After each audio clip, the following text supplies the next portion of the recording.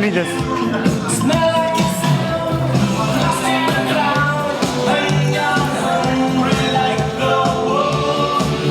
All right, I'm definitely hungry like the wolf. So first, huge thanks to Launch VT, Chamber of Commerce, VSET. I was not that long ago in these seats, with actually not even an idea then, but a really strong desire to do something. And I would say religiously have come to all these events for the past like 5-6 years.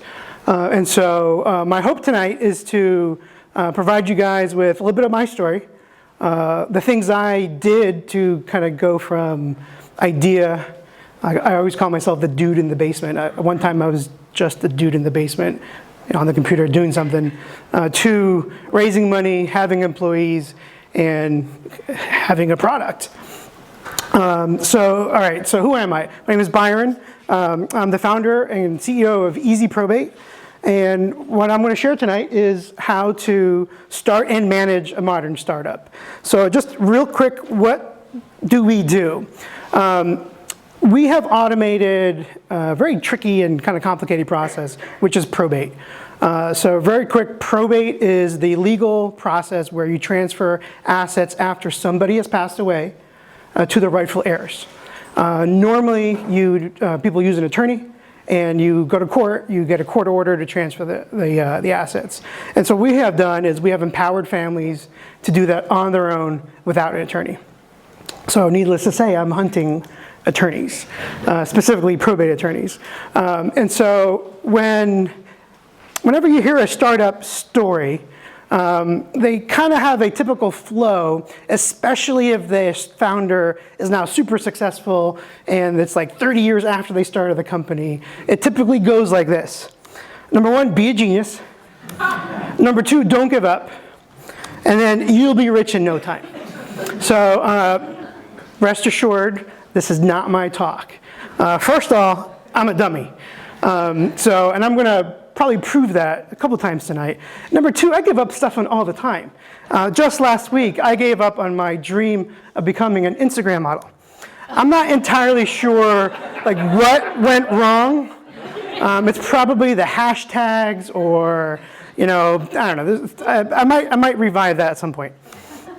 All right, so a little bit about me. Well, I was born in Guatemala. I came to the United States when I was about 5 years old. And one of the things that kind of sticks out about my personality is I'm kind of gregarious. And I think my family noticed that. And so when we first moved here, my mom refused to learn English. Surprising to a lot of Americans, she didn't want to be here. She wanted to go back. And so my dad traveled a lot, and whenever my mom had anything wrong with her dinner, guess who had to tell the waiter? Yeah, so my personality definitely got, I would say, reinforced in a lot of ways.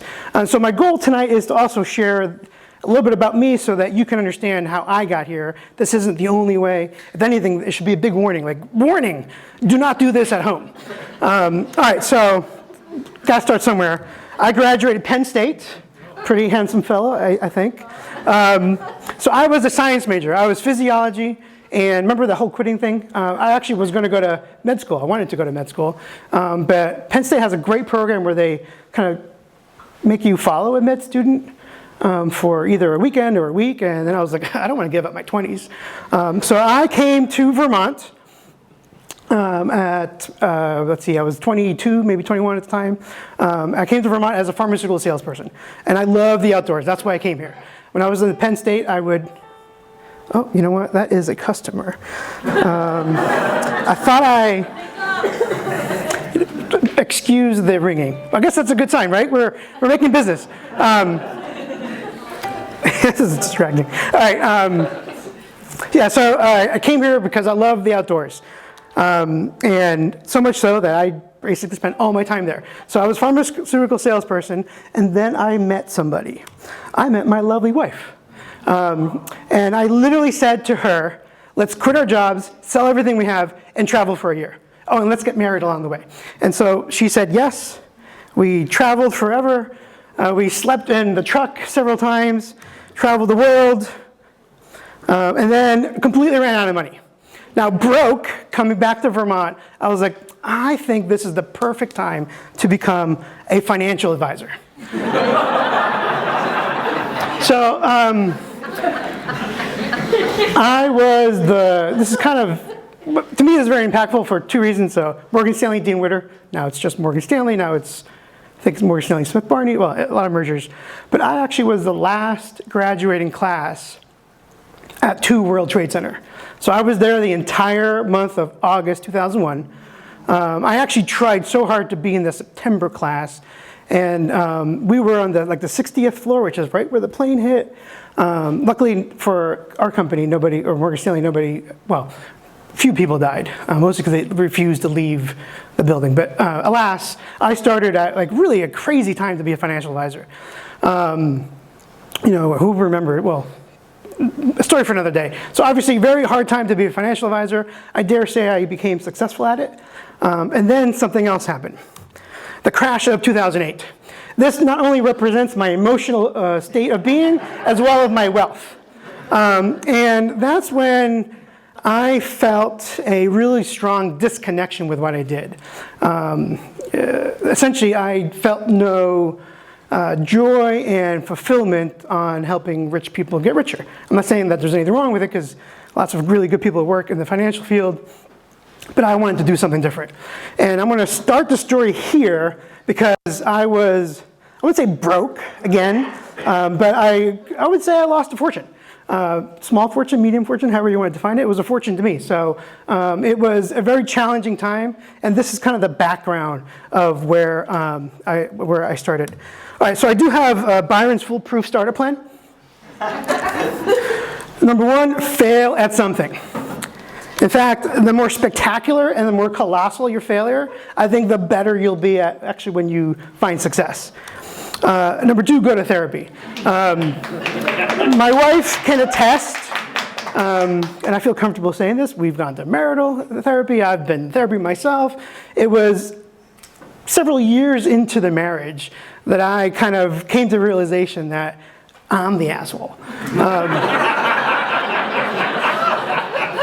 For so much of our marriage, it was not the case, right? And so I do think this is a huge improvement, because what I'm about to share in a couple of slides really happened because I would say, ungrounded. I was, A, too full of myself, and B, not recognizing some of the emotional drivers that were driving me to do kind of dumb stuff.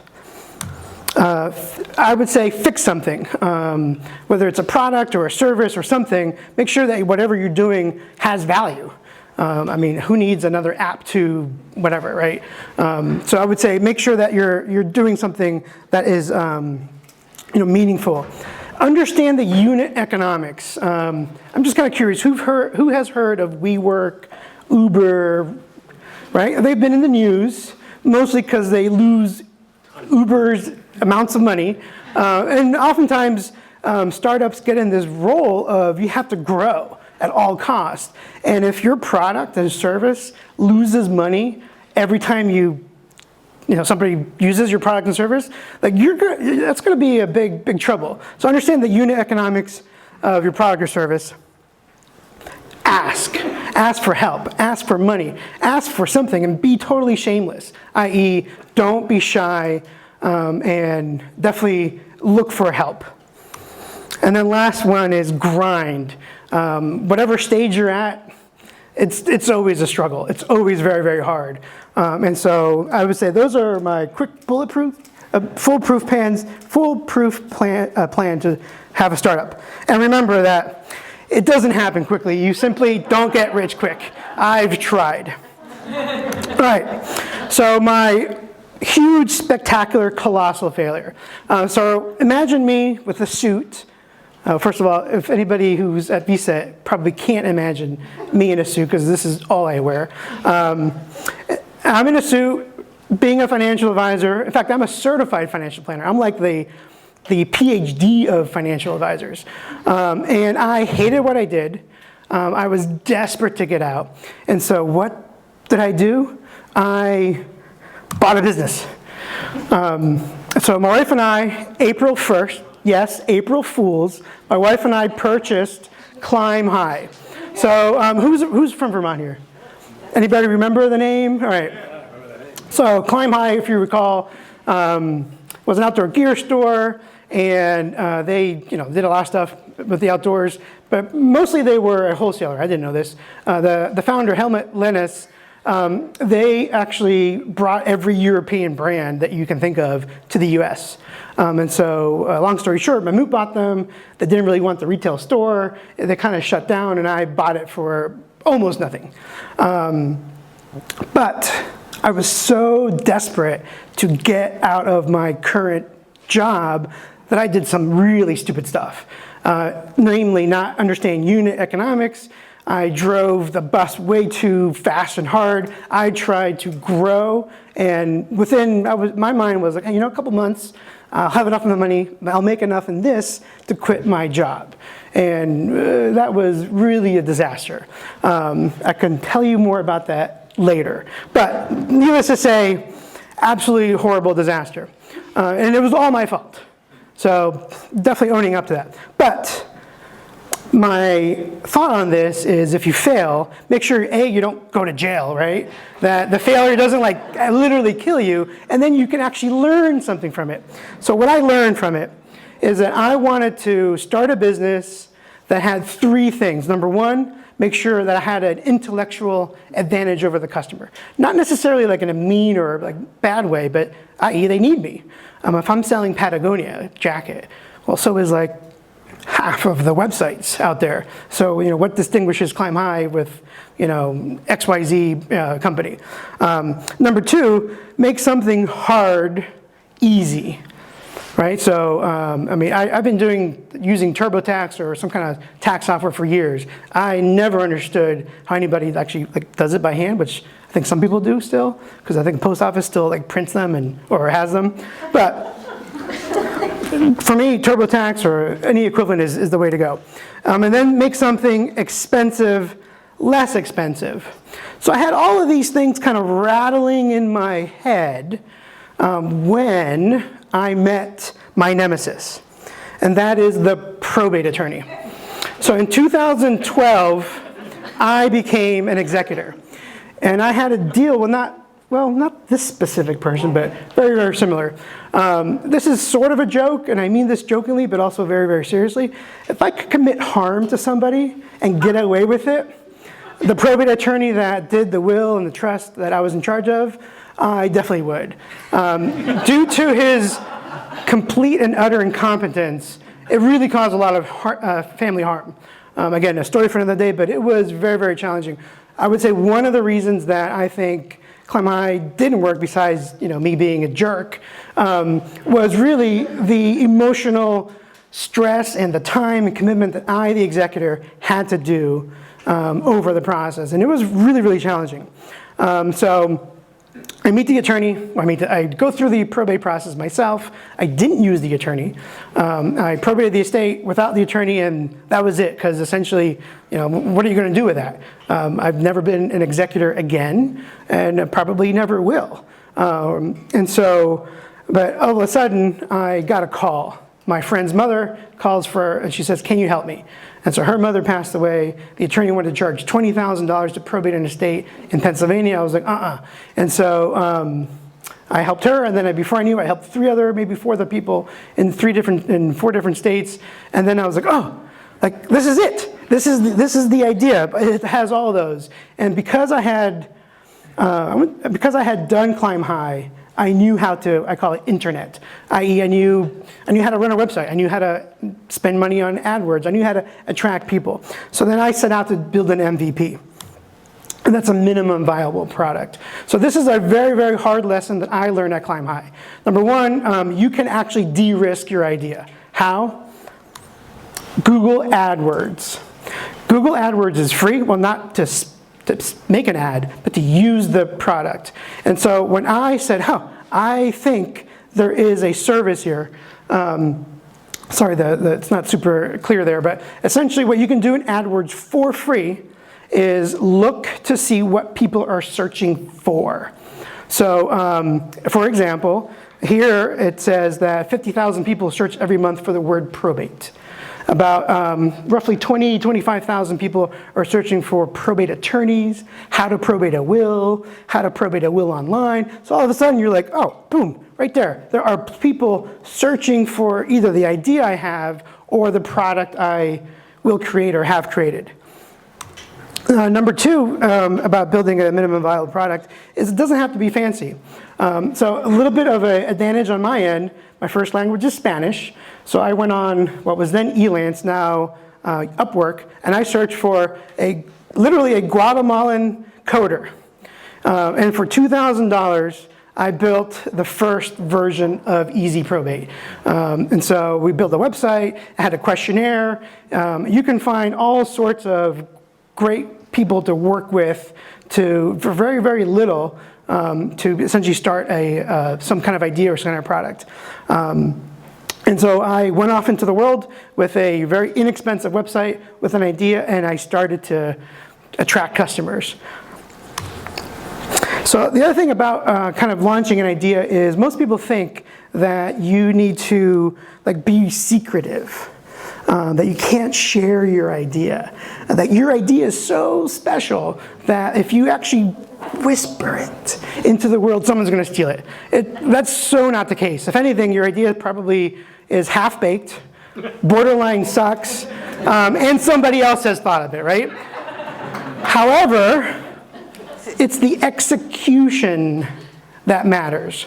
And so I remember very well, in fact, the person that I'm about to mention is here today.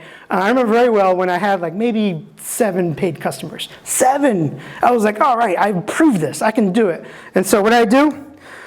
I looked for the first Vermont venture capitalist, or venture capital fund, Fresh Tracks, and Lee Bouye, and I met for, I think it was lunch. It was like a hamburger place in Shelburne. Archie's. And I was like, my mentality going in, I was like, all right, I'm going to tell him how great I am, what a great idea, and I'm gonna walk out with I don't know, $300,000-400,000. That was my thought. And he was, very, polite, not telling me I was a dummy, but more importantly, he gave me some advice. He's like, look, you need to kind of prove this out more. You have something here, but prove this out more. He gave, I think it was 4 or 3 things he told me to do. One of them was actually to call an attorney to make sure that what I was doing was not illegal. It hadn't occurred to me at that moment in time yet to kind of see if I could actually do this. The next thing I did after that meeting, maybe months later, attending a couple of things, is then I said, oh, well, there's this other place you can potentially get money from. Let's call VSET. And so I met with, at the time, Bonnie Reese, who actually had met before already, actually in one of these events too. And I met with Dave and Bonnie, and I kind of expressed what I was doing, what I was thinking. Same thing, they gave me no money, but lots of advice and lots of good counsel. And by then, I think I may have had 30, 40 paid customers. And so what do I do is I've been attending the Launch VT events for years. At the time, I was a financial advisor thinking, oh, let's meet some people who are about to start businesses or investors. But also, I'm very curious about it. And so I applied to Launch VT. And so I'm Hispanic. My full name is Byron Ricardo Batres Dubon. So I had a job at the time who my contract forbade me to do a side hustle. So I was like, I know, gringos aren't too bright. So my middle name is Ricardo. My real last name is Batres, but in Hispanic culture, Dubon, my mom's maiden name, is literally my last name. The last name of the, so I applied as Ricardo Dubon. And so I was like, oh, if I get in, I won't lose my job, and maybe I can kind of swing it both ways. But I think it was either Sam or, so in the vetting process, they're like, who's this Ricardo Dubon? So I had to kind of think about what happened. And ultimately, I went in my real name.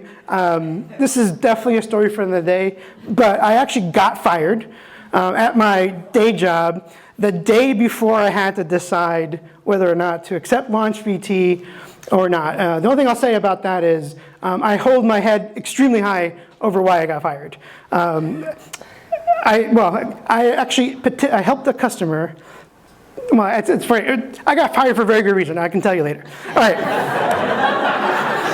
Come on. All right.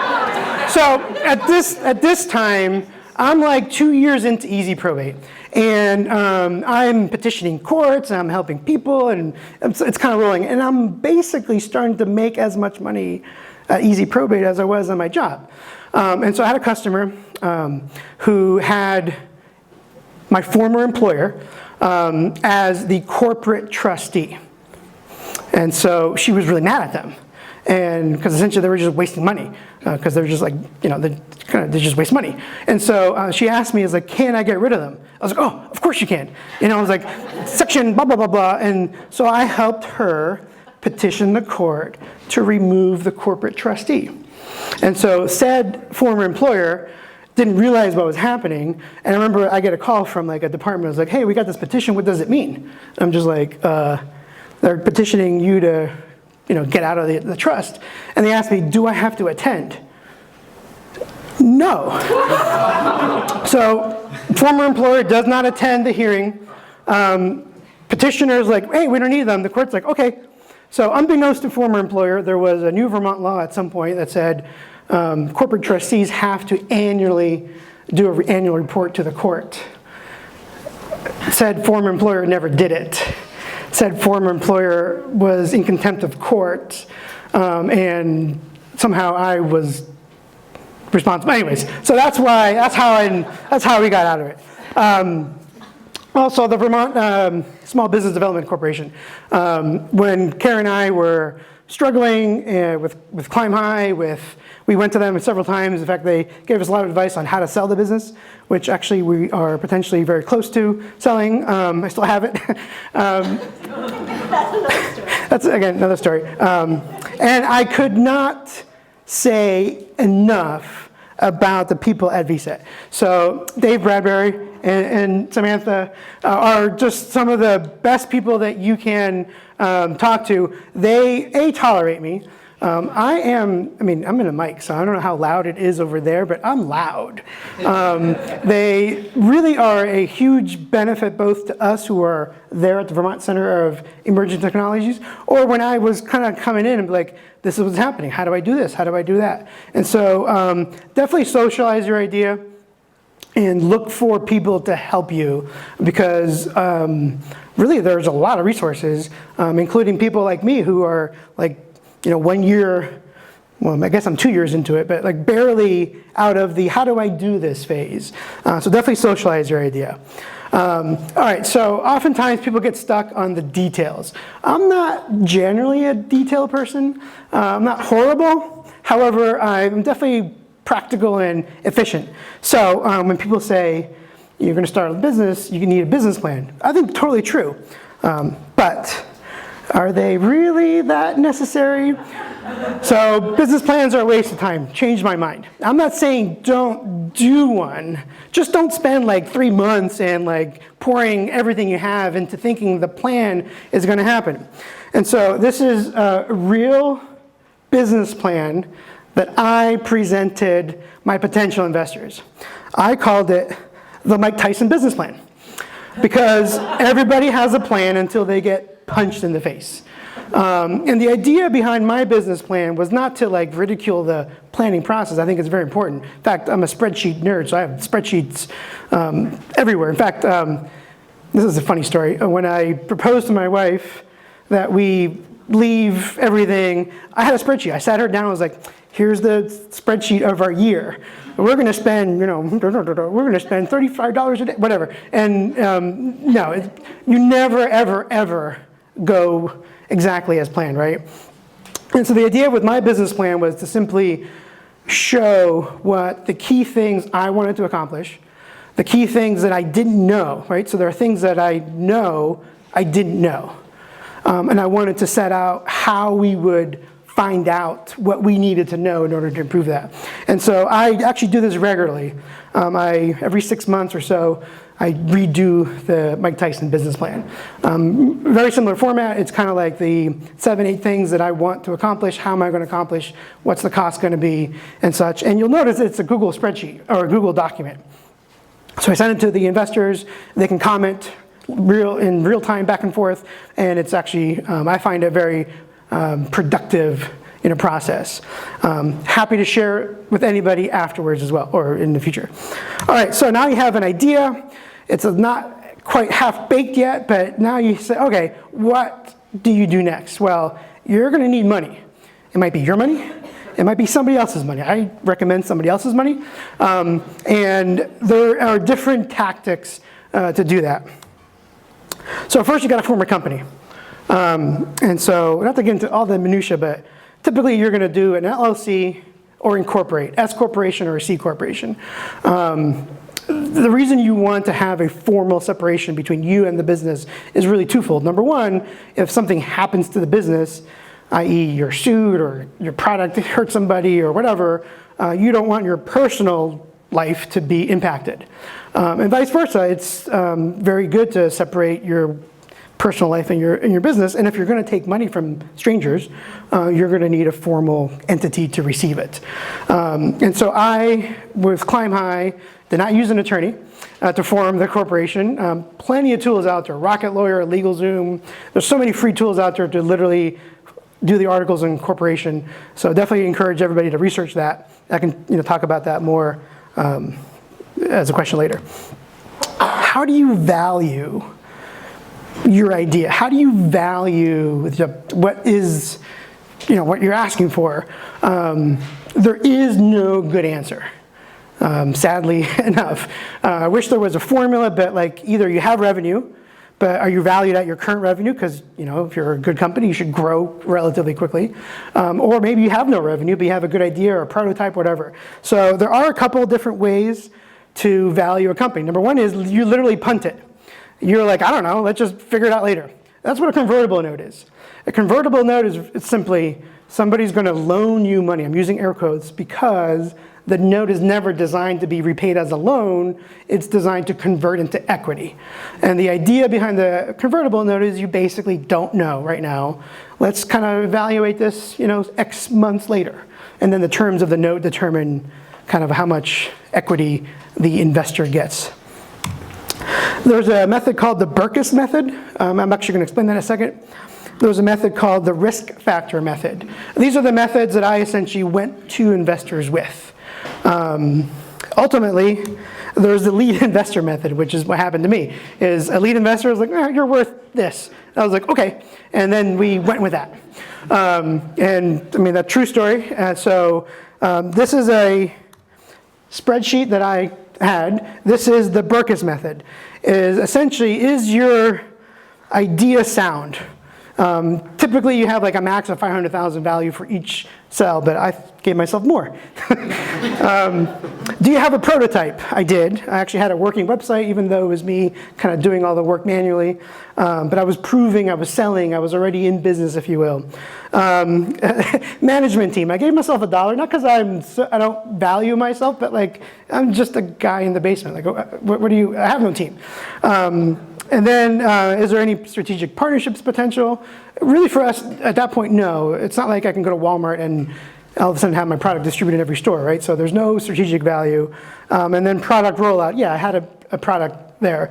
So all that meant I potentially could be worth $1.5 million as I was asking for investor money. The other method is the risk factor method. So essentially this is the easiest method. It's like you get either a plus, you get 2 pluses, up to 2 pluses, and up to 2 minuses. What's the management team? I gave myself a plus.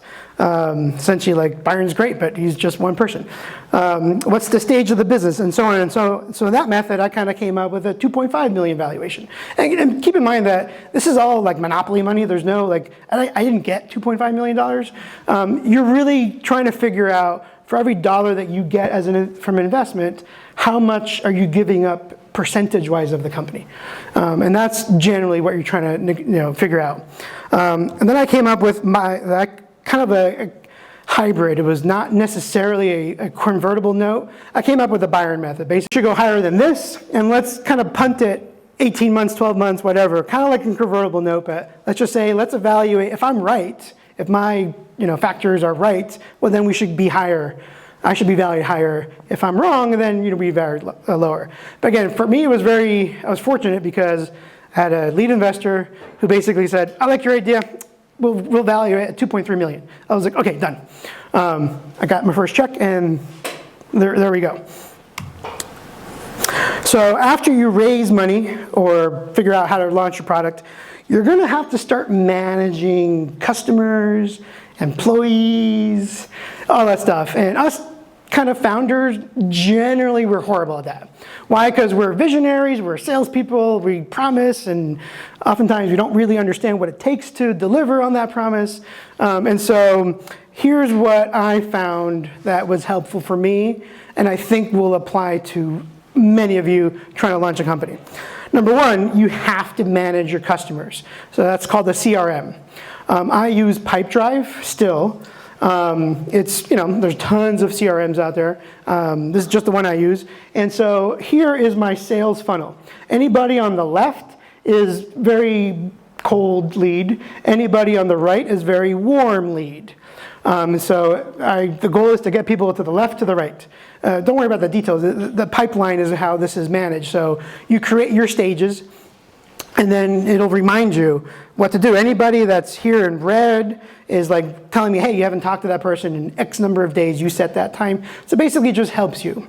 When you get into the granular level of the management, so I always had a vision. My vision was, what does my company look like? What do I need to do when I have 1,000 customers in a month, right? Because the goal is not to get like a handful of people. The goal is to, be more.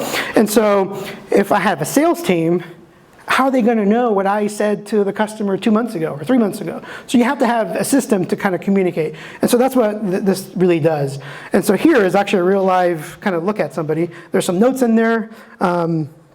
Basically, it's an Oregon case, there's a will, blah, blah, blah. So now if that customer calls and I pick it up, I can quickly look at it and be like, oh, I know where to pick it up, or I know what to do next.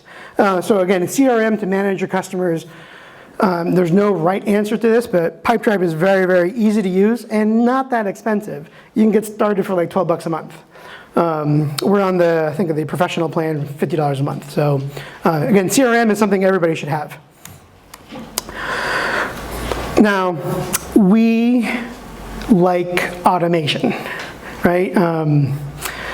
If I have 1,000 customers in a month, like I literally can't talk to all of them. Who's ever used TurboTax? I'm just kind of curious, or some kind of, have you ever called TurboTax? No, I've been using it since like 96 maybe.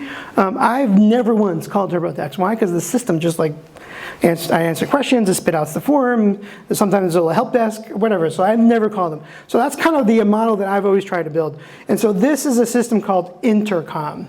If you go to a modern website, you will find a little like bubble to the right typically. If you click on it, you can ask a question. Sometimes it'll ask you a question, hey, how can I help you? So we use Intercom. That is the thought bubble. And so here is a real live customer that interacted with my robot. The customer said, hey, I need help in Florida. The robot says, oh, we can help you. Is the estate over $75,000 or under $75,000? Because in Florida, if it's over $75,000, you need an attorney. If it's under, you don't. And so they say, nope, assets are under, or actually here over. We're like, hey, no, we can still help you. We have attorneys that work with us. And so the robot handles the entire communication. Right now, it's about 80% of all of our interactions are done by the robot. And we have this whole system for, I think it's about 20 or so states that we've automated, because after the 20th, we don't get that many requests for. Not only does the system do the chat feature and it's automated, but it's also my email sequencing. Have you ever forgotten to do something? Now imagine like 1,000 people forgetting to do everything, right? And so we need a system to automatically ping people. And so Intercom is a sequencing email system as well. Depending on the stage that they're in, they're going to get a series of emails. For us, it's an email every other day for 30 days. So they get 15 emails, depending on the stage. And we kind of push them to do a thing, which is either if they started the questionnaire, finished the questionnaire. If they finish the questionnaire, will obviously pay us and then get the final product. And so this is kind of what it looks like. And then they get kind of the sequence of emails. Now you can't really tell up here. Well, maybe you can. So this one right here, the top line is the first email somebody gets when they finish the questionnaire for us. And the system tells me that 62% of our people open this email, which is like astonishing. Again, we're not selling sweaters. Somebody came to us because somebody died and they're trying to probate the estate. Their alternative is to do it themselves or hire an attorney. So we probably have a higher than normal engaged customer. But it kind of tells us that which email is doing better than the other. So now we can oh, this email sucks, let's change it to a different one. So we can really dive into a lot of information. Anybody starting a company, Intercom is $49 a month for the first year with all of their features. Now I think I pay like $600 or $600 and change a month. So they do a lot to help you get started. They kind of hook you in, and then the price goes up. But I highly recommend it. I didn't include the pricing here because it's kind of complicated. There's a lot of things you can choose and not choose. The other thing that we do is obviously respond to actual people's email. And so who hates email? I very much dislike it, but of course it's necessary. Now imagine you get an email and you're like, oh, I don't know how to answer that. What would you do? You would probably, you would forward it to me if you're on my team, and then we might have an email back and forth. So this is a system called Front. So Front is like a marriage of email with Slack, with anything you can integrate it with. And so here, one of my customers asked a question. One of my salespeople said, hey, I don't understand this question. And then him and I have a back and forth in the Slack-like channel, not an email back and forth. Because if it was an email back and forth, all of a sudden you have 1,000 emails and you never get to any of them. So Front is a great tool. More importantly, if you have a shared inbox, like info at whatever your website is, and somebody emails, this was happening to us, 4 people might respond to that email without knowing, or nobody responds to that email. So Front is a great service for that. And it also has integrations with a whole mess of stuff. The other thing that's really interesting about Front is that it's very customizable. So to limit the slides, I'm not going to put something here, but I hired a Burlington Code Academy grad. I recommend that you all hire a Burlington Code Academy grad. Single-handedly, she doubled our revenue in 1 month. Let that sink in there for a second. In 1 month, really 100% because of what she did, we doubled our revenue. So what do we do? All right, so who gets emails? Who reads emails? Right? I mean, obviously 62% of people have read my first email, but it just gets lost. So what we decided to do is we automated a texting feature to our service. So obviously you opt in, but kind of more or less everybody opts in because of the way we have our system, but you allow us to text you, and then all of a sudden, instead of not reading the email, now you're getting a text. And our texts are very friendly. They basically said, hey, you started an account, how can we help you? Click here to schedule a call. So our bookings just skyrocketed. Hey, you've completed the questionnaire. Click here to pay. All of a sudden our payments went through the roof. All because we integrated a systematic texting feature. So here is one of my conversations with a person. So they responded to the automated text. They have a question, and then I respond to it. Now, warning, I did not know this, but apparently if you send lots of texts to people, you're gonna get some texts in return that you don't want. So I got my first dick pic because of this. And if you've ever been at VSET, it is a open space. I have three giant monitors, and I'm checking my emails and texts, and all of a sudden, boom, good morning. And I was kind of trying to delete the thing. So there is a downside to efficiency. I really think this person, at first I was really mad. I was like, whoa. But I was like, I think he really thought he was texting to somebody else. But anyways, so just be warned. Front, yeah, so front is also relatively inexpensive to get started, and you can kind of pay more for it.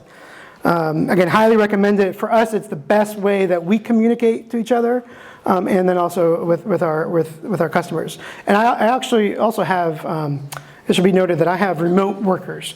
So I have a person in Chicago, I have a person in Philadelphia, and I really want to hire somebody out west. And so, trying to communicate when you're not next to somebody is very, very key. So now the next one is our phone system. So we use a system called AirCall. When I first started, I was using my cell phone. It's easy, but that gets kind of annoying because then when is a personal call versus when is a business call, and then all of a sudden now everybody's scam calling you. So using your phone for business I don't think is a good idea. And so AirCall is great for two reasons. Number one, it's a system, so we actually have an 888 number. Which is both good and bad. If you get an 888 number calling you, you're like, I'm not going to answer that. So that's kind of on the downside. But now I think everybody just, if you don't recognize the number, you probably aren't going to answer, right? But more importantly, it allows us to communicate. So all the calls that we make are recorded. We tell the customer that, so we can listen to it. When I do my training, I actually can say, hey, listen to these 5 calls. This will show you to my salespeople. This will show you, what to say, how to say it. These are good examples of customers. But more importantly, again, you can write notes on it. You can tag the call. So now we tag calls. Again, the idea for me is I want to have 1,000 paid customers in a month. What do I need to do? How many people, how many employees do I need to have if I have 1,000? If you don't quantify, if you don't quantify the things that you're doing, you could overhire, underhire really, really quickly. So for us, we tag, and so right there, this call, the petitioner is the fiance, a bit complicated, blah, blah, blah, blah. It's an acquisition call. So that call, the length of the call, who took it, gets quantified, and at the end of the month I can say, oh, how many calls did we get? What's our average time per minute? How many people do I need per 1,000 customers? I'm very happy and proud to say that my current kind of estimation is for 1,000 people, now mind you, that would be roughly about maybe a 6 to 10 million a year revenue run rate. I think I need about 3 to 5 customers based on our automation. Based on our, how much we've really we try to slice everything that we do. Can we automate this? Not in a never contact me way, but just here's the help, here's the help. Before you even ask, here's the question you're probably going to ask. And so that really has been a huge benefit for us. Now, granted, I could be way wrong on this because I should point out that who's ever helped their parent on the computer via telephone? That's literally my everyday. Average age of our customer is 67 years old, female, more likely, and the range of abilities online is very varied. We have, right now, about 60% of our customers never talk to us. I'm not saying that I'm proud because I don't want to talk to them, but that's the whole thing, right? We're trying to be inexpensive, very efficient. I would say 5% of our customers probably occupy 90% of our time. So we need a solution for that. And that's, in the works. So how much does this server cost? Like everything, it's a monthly fee, $30 per user or $50 per user. I believe we're in the $50 plan. Very, very easy to use, highly recommend it. And there's so many other things. I think we used one that was like $99 a year for the climb high number. It was just a thing on your phone, like an app on your phone. It was the second line. I think it was called line 2. So again, there's so many solutions for that. This one's kind of equally frustrating, and like I'm so looking forward to this one.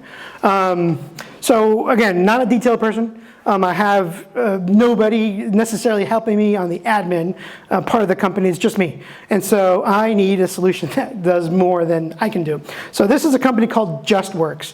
They are HR, payroll, all that stuff. I used to use Zenefits. Highly recommend Zenefits. I was so happy about them. However, we live in Vermont. I'm not incorporated in Vermont, I'm incorporated in Delaware. However, my nexus, i.e. my headquarters, everything is here. So who has health insurance through an employer in Vermont? Do you even know what that costs? It's a lot. All right, so for the past couple of years, I always worked for large corporations. I never knew how much it cost. And so for a family of 4, MVP or Blue Cross Blue Shield, I believe this year's is about $1,900 a month plus $6,000 deductible. So essentially the first $30,000 is coming out of your pocket, whether your employer pays your premium, that's salary you could have gotten, and then obviously the deductible. Either way, that's a mountain amount of money. So JustWorks is a PEO. Everybody should write this down. They are a professional employment organization. They figured out a loophole. So in Vermont, if you're a business in Vermont, you have to buy a Vermont insurance plan. Well, you don't now.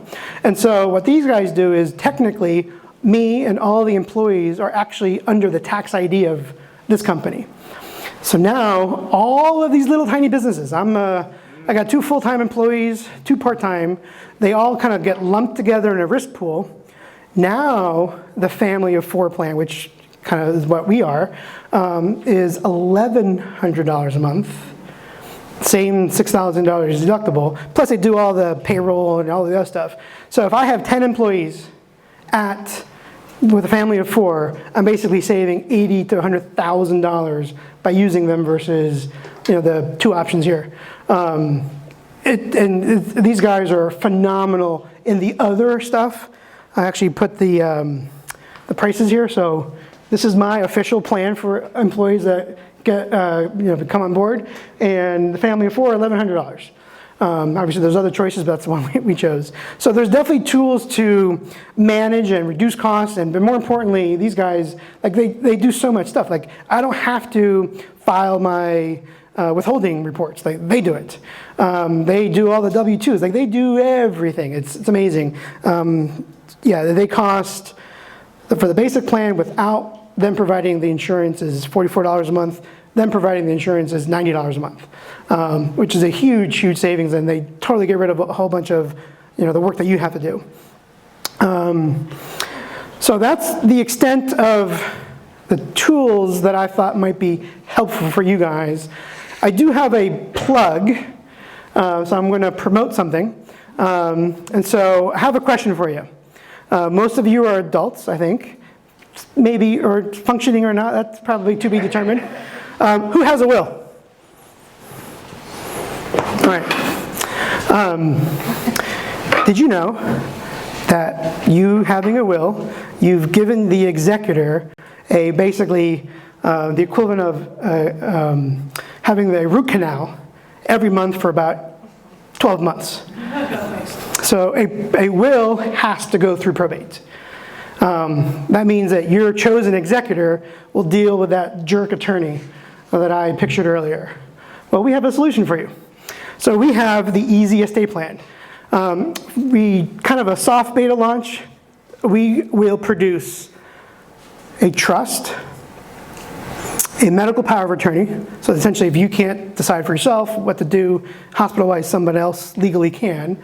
A power of attorney, a pour-over will. A pour-over will is distinguished between a regular will because you have a trust. If you forgot to move an asset to the trust, the pour-over will then kind of takes over. And also a quitclaim deed. The whole purpose of our plan is to make sure that you avoid probate. So you answer our easy questionnaire. We're going to produce a snapshot of what's going to happen to your assets after you pass away. If you have a spouse or a partner, what happens to their assets when they pass away, and then our solution. And then immediately we'll produce the documents that you need to avoid probate for your family. Now, you'll be dead, so you won't have much enjoyment out of this. But if you've ever talked to anybody, me, that's gone through it, and if we could convince you of how important this is to avoid probate, highly recommend it.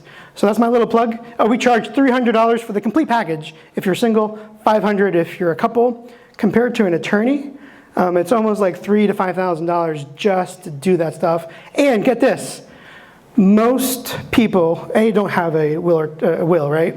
Those who do go to the attorney and create a trust, the statistics are about 70% of the trusts go unfunded and therefore are meaningless. And we see that every day. Somebody has a trust, but no assets are placed into it. Therefore, you need, probate. So that's my little plug. Happy to explain that more to you later. But now I'm open for questions regarding anything you have. So my ask is that you just raise your hand. I'll bring you the mic. There's the mic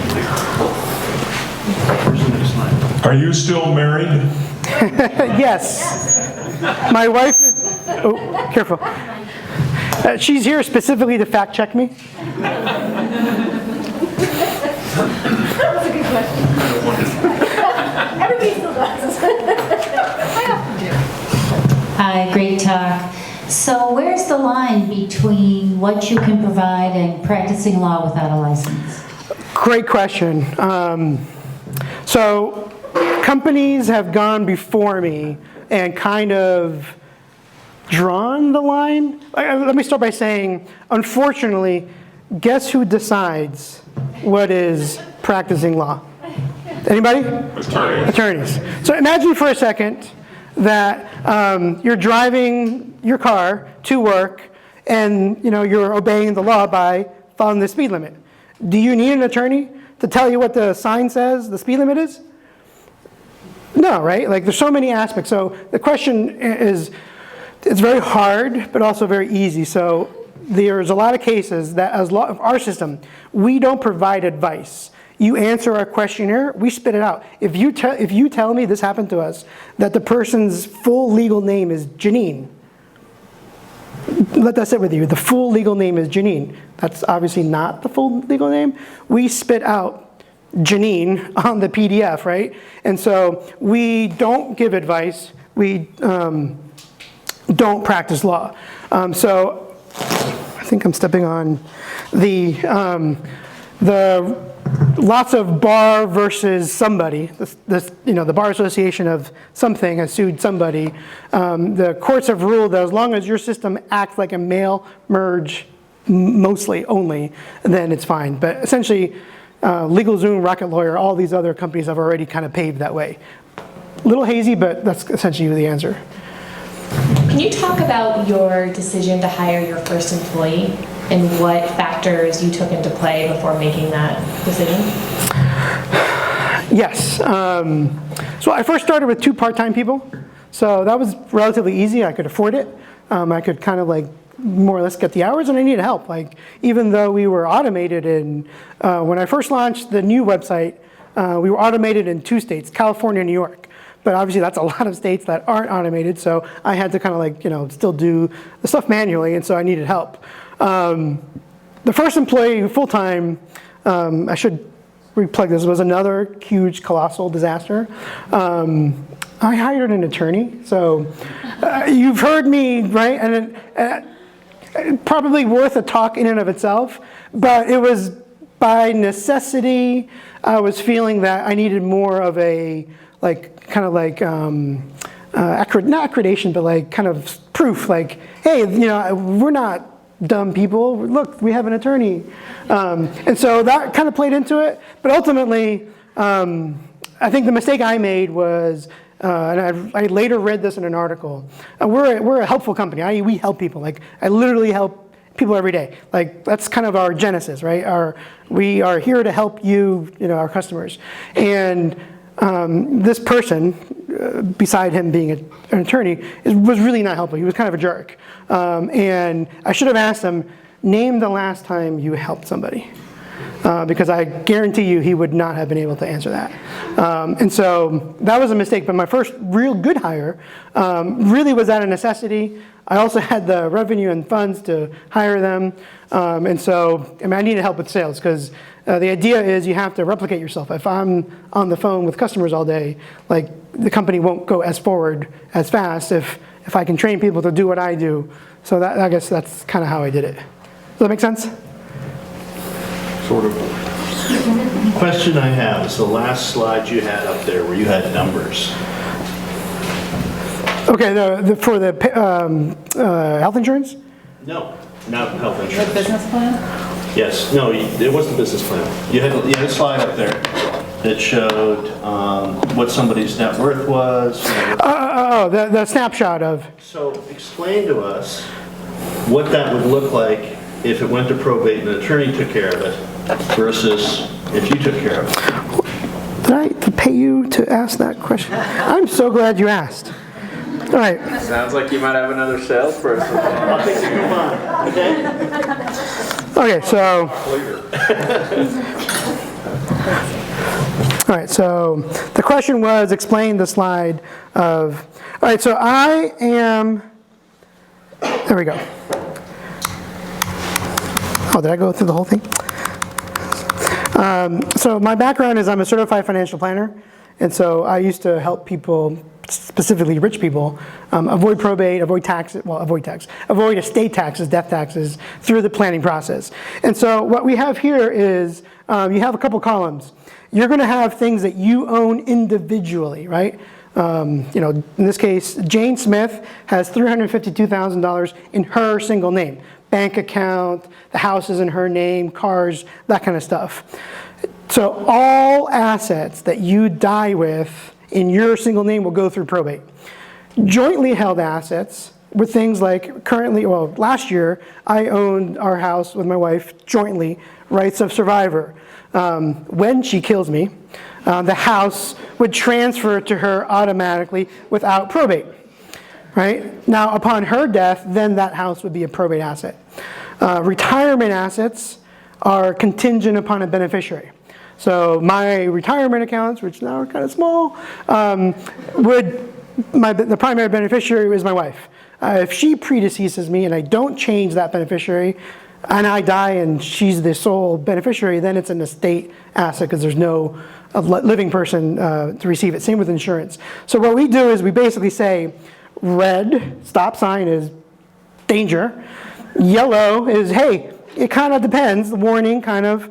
Green is like, hey, you don't have to worry about this. So we designed a system to make it very easy for our customers to understand what their situation is. And so down here, so you can't see my mouse, the bottom right-hand side, you'll see that in this particular state, this is Vermont, by the way, I use these numbers, for a $352,000 estate, you're likely to be charged $3,500 by an attorney. And that's like a non-shyster attorney. There's obviously shyster attorneys. The court fees will be about $200. That's just the first death. So now, said spouse inherits everything. Same situation, right? One spouse dies, boom, probate for any assets. And then the second spouse dies, and then there's probate. So then before you know it, a family might get charged, $10,000, even in a simple state, like Vermont. So that's kind of how it works. If you then have own your assets in a revocable trust. So a trust is, easiest way to explain it is a kind of a digital legal copy of yourself. So the trust owns the house. The trust owns the bank account. The trust owns EZ-Probate shares. So when I die, the trust is still there. And then that just continues managing your void probate. So that's kind of that in a nutshell. Probably we can chat more about that. Byron, I'm going to ask a question on behalf of some of the entrepreneurs in the room who are just getting started with basic bookkeeping and accounting. Any tips? Yes, the first one I used was Wave Accounting. Wave, I think it's a Wave Accounting. It's totally free. So free is very, very, very good. It's easy to understand. You can balance your book. I mean, it's so easy. More importantly, you can send an invoice and somebody will pay the invoice and it'll boom, right into your bank account. So Wave Accounting is by far the best one if you have any kind of constraints financially, because it's free. It does have its limitations. Once you probably have kind of, for accounting power, QuickBooks. QuickBooks is the best. It's $40 a month, and it just does everything. So yes, definitely big discussion. Hire help. Probably the worst thing you can do is be your own bookkeeper, be your own accountant. I've done it, and it's just a lot of work. So I would recommend getting some help. I hope this isn't too loud. Thank you for an inspiring and useful discussion. I've known a few people who left the world of high finance for something more practical and more sustaining to the soul or whatever. What soft skills did you find most unexpectedly transferable from that world of high finance to selling Patagonia jackets, easing people through this very special moment in life of probate processing? And, sorry, two-part question. What are those 5% of cases where the automation doesn't work? When doesn't the automation work for this very special process that you're under? All right, so let's regurgitate that. What special skills kind of translated from my prior career? What was the second one? Second one, when does the automation not work? When does the automation work? Okay, so basically, like what's useful for my prior career? Well, so financial people, I was a certified financial planner, and I literally asked people for money. Like I invested their money in stock market. Now, the difference between now and then is like I literally control what happens to their money. Before you invested in whatever investment, and like I had no control, right? So I do think my planning, my people skills, because I dealt with people every day. In fact, I used to try to convince people, hey, get a will, get a trust, get documents, and most people don't want to. So I think I understand the market very, very well. Definitely raising money and asking people for money and having, I said be shameless, like I've learned to do that. Who wants to be rejected, right? Like, how many calls I had to make to get one account open when I was at Morgan Stanley originally. So those kind of skills for sure. I don't think there's any transference in like online. So the brokerage world is as old school as the attorney. When I left 2018, we were like 1 year out of using Windows XP. Like that was like the big, and that was like a couple of years ago. So they're very much, and they're very much like the emperor has no clothes kind of like, there's so many mistakes they make, like we all know this, right? Like, I think we all live through the mistakes that financial firms make. But you tell them that, like my personality is I see a problem, I want to fix it. You really can't do that in that world. So I do think some of that was kind of like stamped down and some of that was definitely raised up. As far as like the 5%, honestly, it's really the user. Who's here in tech? Anybody in tech world? Have you heard the acronym, I think it's called PECCAP? Problem exists between user and keyboard. That's right. So essentially, like the user is the problem. That's probably our 5%. And so, I don't have anybody who works with me. I can be super nice. I'm very gentle, 90-ish% of the time. But sometimes I lose it because people don't read the instructions. They don't follow. It's hard. So I would say that's challenging. But it's very rare that the actual case, the circumstances, are so complicated that we can handle. If it is, well then, yeah, we say, hey, we can't help you. You need an attorney. Yeah, over here. Thanks, Byron. How did you decide on whether you wanted a co-founder or not? And have you ever thought about bringing co-founders on board? Yeah, this should be a topic in and of itself. So said attorney that I did hire as a potential co-founder, as like the track. I should have recognized sooner that would not have worked. It was a very low cost expense because, anything I offered him had vesting schedules. So it's very hard. I would say I consider myself equally easy to work with and not. So I think that I will be very careful with who I bring in. I consider myself very generous, so I'm not stingy. I'm not like, trying to get most of it or all of it for me. But I do think that I need a certain type of person to work with me. So I've yet to found that.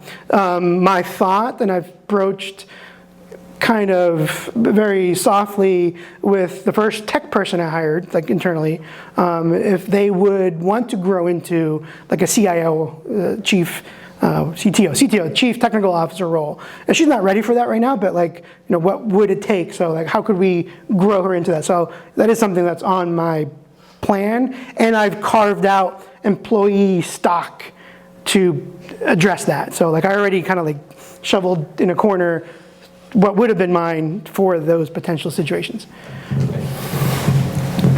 Before I heard about EZ-Probate, I didn't even know what probate was. I barely knew about a will. So do you have any suggestions for selling something to people that they don't know what it is yet, or you have trouble explaining what, how do you get over that gap between when they know what it is and when they want it? All right, so that's a great question. So essentially, the way I'm going to answer that is I don't know. We sell, first of all, in our particular service, nobody knows what probate is until you have to know. I.e., mom died, money in the bank, and I just paid for the funeral, and the bank won't let me access money. So it's an immediate problem, we have an immediate solution. For our other product, which is a void probate, like I said, it benefits nobody alive, right? If you avoid probate, you're dead. There's no big incentive. So what I think is critical is, and this is, I took this from Dale Carnegie courses, which actually there's a local one, highly recommend them. There are two types of things you do in life. There are urgent tasks and important tasks. So either a task is urgent or non-urgent, or important and non-important. So there's 4 kind of quadrants.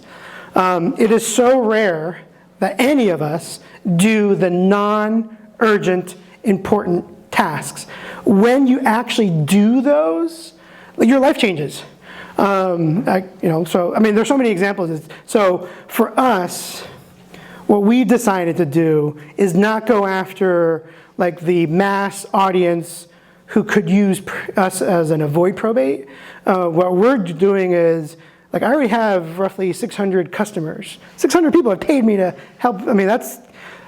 We interact with roughly 10 families per case, right? So mom dies, she has 3 or 4 kids, on average the age of 60 years old. They have 3 or 4 kids themselves, who now have kids themselves. So all of a sudden there's 10 family units on average that we interact with.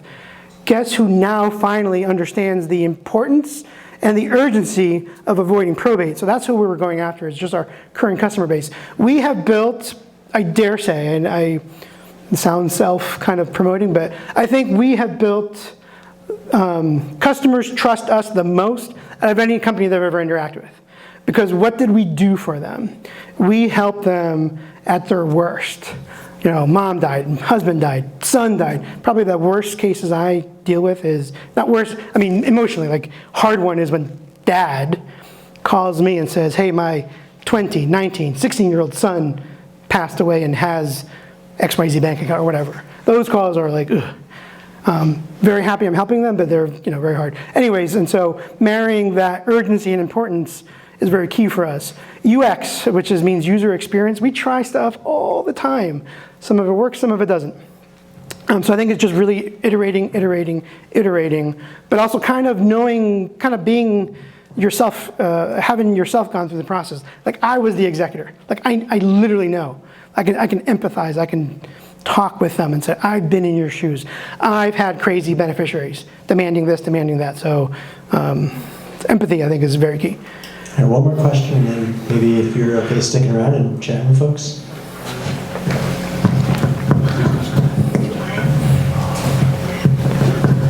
Thanks, Byron. There was one tool I've seen you use that I was impressed by, and it wasn't shared up there. I don't know if you're still using it, but Moreau. Yes. Yeah, in fact, I'll share it. So one of the tough stuff about doing anything is keeping track of stuff. And so this company is called, this company is called Miro, and it used to be the digital whiteboard. So this is one of our boards. And so we put our problem cases up here. So the things that need like more attention, who's going to do it, what's going to be done. We have a board called cases, and there's numbers, there's stuff in there. If I click on, we can chat back and forth to it. If I do a hyperlink, it'll take me to the pipe drive, thing on it. More importantly, get my phone. You guys can hear it.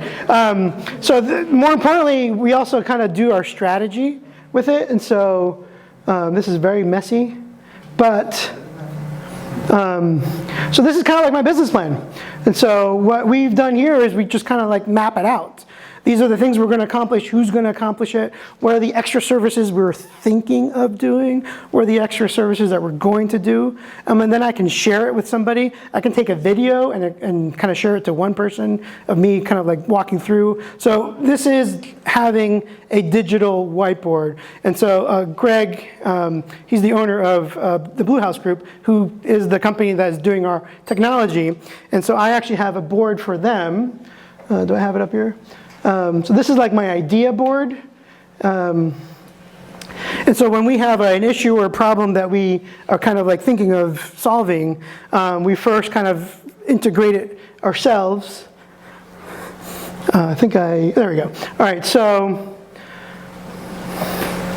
what happens in any communication is like you lose track of stuff. And so we use a thing called teamwork between his firm and my firm, and it's really good, but then all of a sudden like a message gets buried and you kind of forget what's happening. So what I decided to do is I decided to track what we were doing on the digital whiteboard, so then I can kind of move tasks forward, or think that things are, just kind of visualize it, right? And also more importantly, when I have ideas, I call it my idea nebula. And so as I think of stuff, I put it on here, we socialize it internally, and if we deem it good enough to move it up to a thing we want them to do, again, I have a remote team, so like I can't do this, on the actual board. I have to like communicate with people across the country, rather effectively. So Miro, M-I-R-O, they're really inexpensive. I think it's like $40 a month, gives you like, maybe it's 50, 5 seats to it. And so I actually invited my wife to a board, and now we have tasks that I'm supposed to do, and she can keep on top of me with it as well. So it has an added bonus to it. All right, big round of applause for Byron.